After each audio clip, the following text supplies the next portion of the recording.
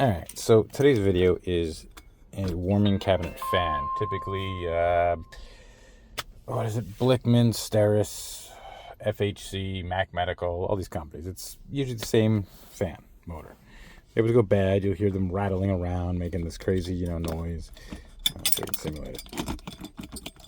Whatever. You'll hear this rattling sound. It's usually this guy right here has some bearings. So, real quick, just showing like kind of how to take this thing apart in case you're ever curious or interested.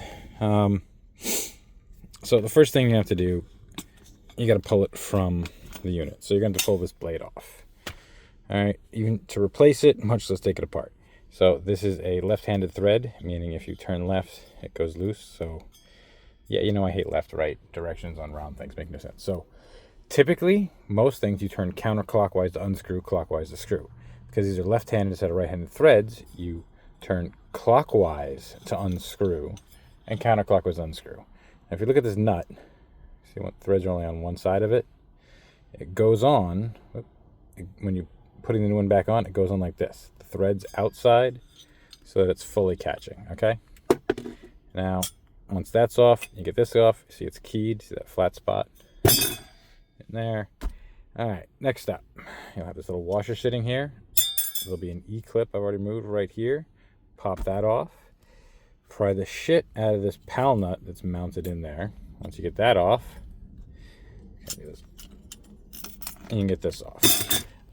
Yeah, I skipped a step here. I'm sorry. Once you pull that outer blade off, then you'll have access to the 3 screws that are holding this. Inside the cabinet, if you see my calibration video, I show it to you. There is a open cover that's covering this inside the cabinet. So 4 screws and temperature sensor, you pull those off, and then you've got access to the whole thing. All right, so back up. Pull the big blade off. Then you've got access to 3 screws.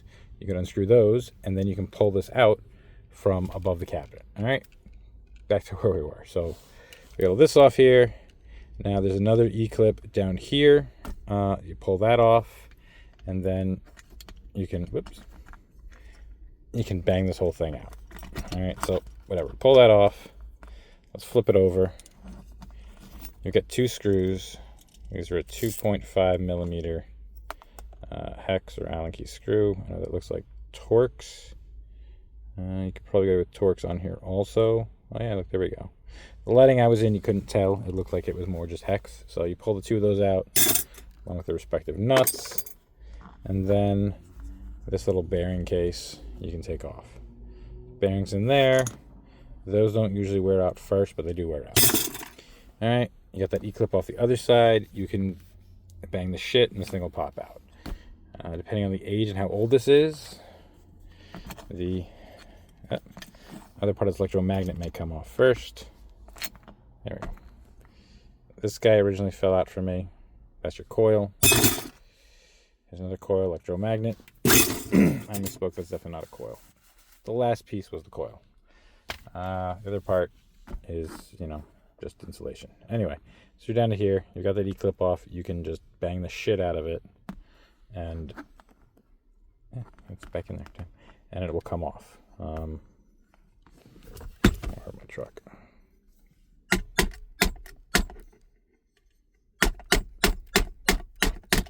we go. I almost had it.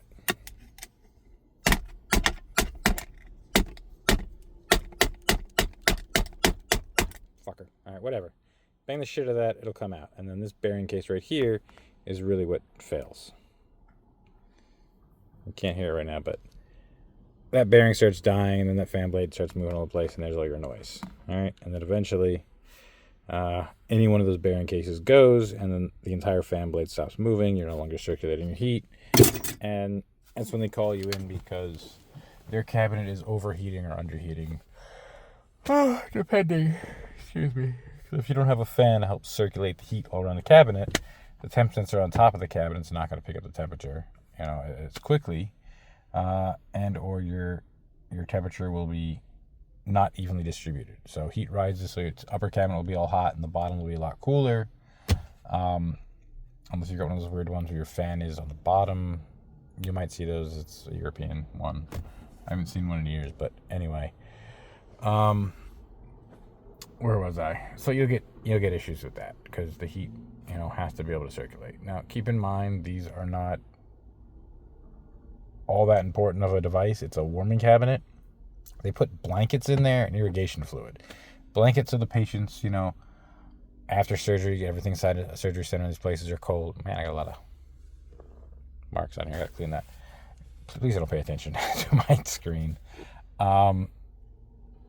So it's to make warm blankets and then warm irrigation fluid to make the patient more comfortable. It's not going to kill the patient or hurt the patient if it's not. So not, really an emergency, kind of thing. But basic maintenance on that will 9 times out of 10 keep those fans working for a long, long time. Because it's all the fibers and material from the blankets. They get stuck up there in the fan and make it harder for the fan blade to move, causing that resistance, and it burns out the motor or other components. So vacuuming that on the PM is part of the PM process. Read the manual.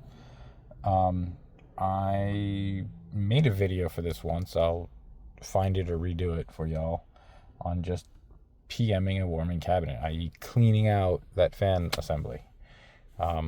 That's it. So good luck to you.